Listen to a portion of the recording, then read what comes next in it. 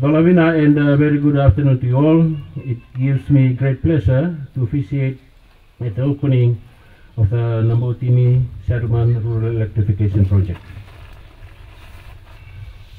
At the outset, I would like to thank the Sambeto Muslim League Trust and Sambeto Tikira Council for making this settlement a home to the displaced families who had their land lease disrupted by a relocation of the new Fulton College in 2010.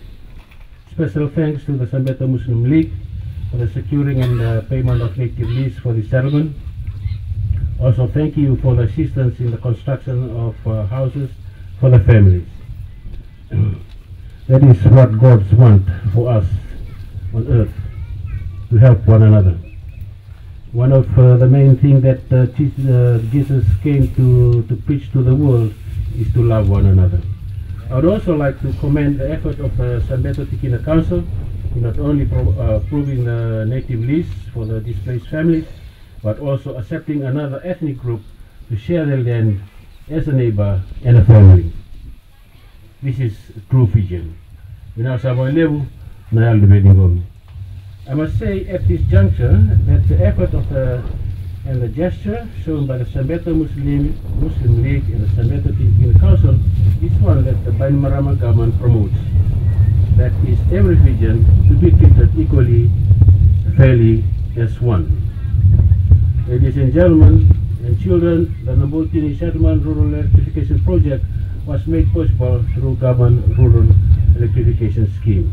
The total cost of this project is about $51,900 with a contribution of $37,000 by FEA on the grid, $13,600 by the Department of Energy on house wiring, and $1,300 by the community. One of the cornerstones of the Bainimarama government development program has been to bring electricity to those areas of Fiji reliant on generator or kerosene power. It is something that has been neglected by previous governments, and far too many people still don't have access to the grid. But we are steadily improving that access, just as we are bringing clean water and better roads to many areas of the country to improve the lives of the people. So I'm delighted that the days without power in the settlement are finally over, and this will bring about the changes in your daily lives, from the use of domestic appliances in the home to your school children being able to study better at night. Ladies and gentlemen, I would speak to lead on Constitution. Please allow me to dwell on Fiji's journey towards election.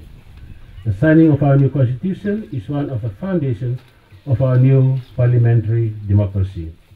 With this new Constitution, Fiji meets the standard of the world's great democracies and has joined their ranks. We now have a Constitution that meets the test of the genuine democracy that upholds the legal and moral basis of a common and equal citizenry without losing individuality or culture.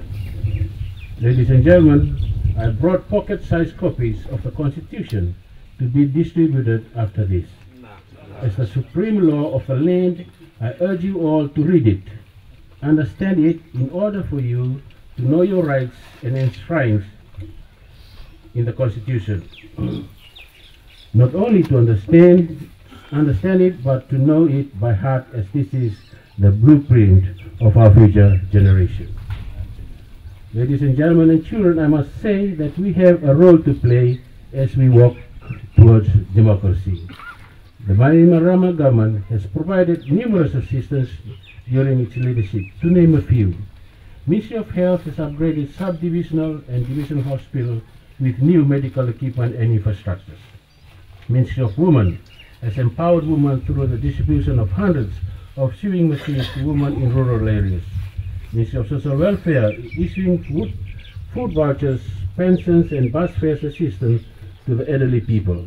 Ministry of Education offering free tuition fees for students until Form 7.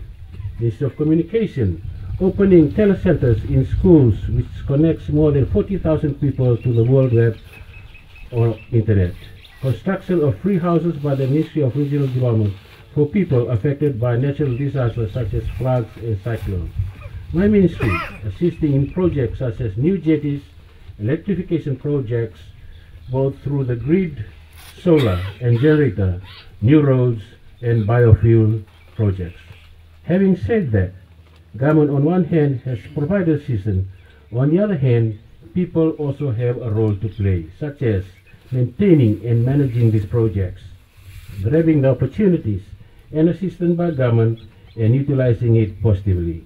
Effective use of time by people to enhance efficient and effective delivery of their daily works.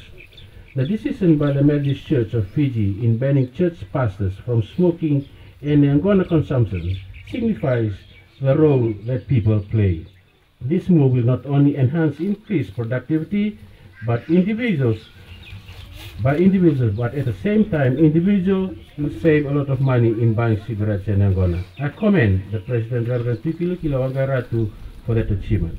Ladies and gentlemen, I hope that we will remember this day as not only a day to celebrate the opening of the Nambotini Settlement Electrification Project, but also a day that we will reflect on government commitment and the role we play in making this nation a prosperous one. On that note, it is my pleasure to open the Nambotini Settlement Electrification Project. Thank you. Bahut, Dhanyavad, Shukriya.